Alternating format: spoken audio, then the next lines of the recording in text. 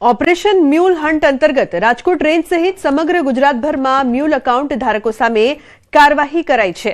ત્યારે રાજકોટ રેન્જ અંતર્ગત આવતા 5 જિલ્લાઓમાં પ્રાથમિક તબક્કે મળેલી માહિતીના આધાર પર 1077 મ્યુલ બેંક એકાઉન્ટ મળી આવ્યા છે, જેમાં 19.25 કરોડ રૂપિયા જેટલી રકમ જમા થઈ હોવાનું સામે આવ્યું છે। તેમજ અત્યાર સુધીમાં 5 જિલ્લાઓમાં કુલ 54 જેટલી ફરિયાદ બીએનએસની કલમ તેમજ આઈટી એક્ટની કલમ મુજબ દાખલ કરવામાં આવી છે, જે પૈકી 10 ફરિયાદ રાજકોટ ગ્રામ્ય પોલીસ દ્વારા દાખલ કરવામાં આવી છે। તેમજ તે અંતર્ગત 21 જેટલા એકાઉન્ટ ધારકોની ધરપકડ તેમજ 6 એકાઉન્ટ ધારકોને નોટિસ આપવામાં આવી છે। અત્યાર સુધી રાજકોટ રેન્જમાં 1077 જેવા મ્યુલ એકાઉન્ટની પોલીસ દ્વારા અત્યારે વેરિફિકેશનની કામગીરી કરવામાં આવેલી છે।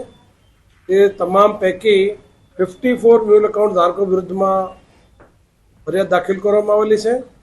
એમાં 184 જેટલા આરોપીઓ એ આઈડેન્ટિફાઈ કરવામાં આવેલા છે। 184 પૈકી 51 ગુનેગારોને જે મ્યુલ એકાઉન્ટમાં ગુનેગારો છે પકડવામાં આવેલા છે અને બાકી લોકોને વિરુદ્ધમાં એ કામગીરી ચાલુ છે। ભરૂચના અંકલેશ્વર જીઆઈડીસી વિસ્તારમાં આવેલા COP 2 ખાતે શાકભાજીની લારીઓ ઊભી રાખવામાં આવતા વિરોધ કરવામાં આવ્યો છે।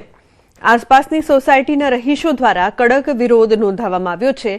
રહીશોના જણાવ્યા મુજબ શાકભાજીની લારીઓ ઊભી રહેતા વિસ્તારમાં ગંદકીનું પ્રમાણ વધશે, ટ્રાફિકની સમસ્યા ઊભી થશે।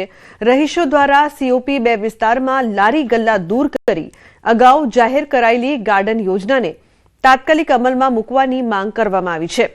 ઉલ્લેખનીય છે કે COP 2 વિસ્તારમાં મૂળભૂત રીતે રહીશો માટે ગાર્ડન વિકસાવવાની યોજના કરવામાં આવી હતી, પરંતુ ત્યાં શાક માર્કેટ ઊભું કરતા વિરોધ કરવામાં આવ્યો છે।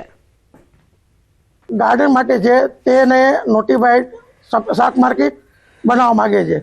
શેના માટે ભાઈ? COP ગાર્ડન માટે છે, કોઈ શાક માર્કેટ બનાવવા માટે નથી। GIDC જે તમને આપેલો છે તે ગાર્ડન વિકસિત કરો। આજુબાજુના મકાનવાળાએ ગાર્ડન સમજીને લીધો છે, નવી ગંદકી કરવા માટે પ્લોટ આપવામાં આવશે નહીં।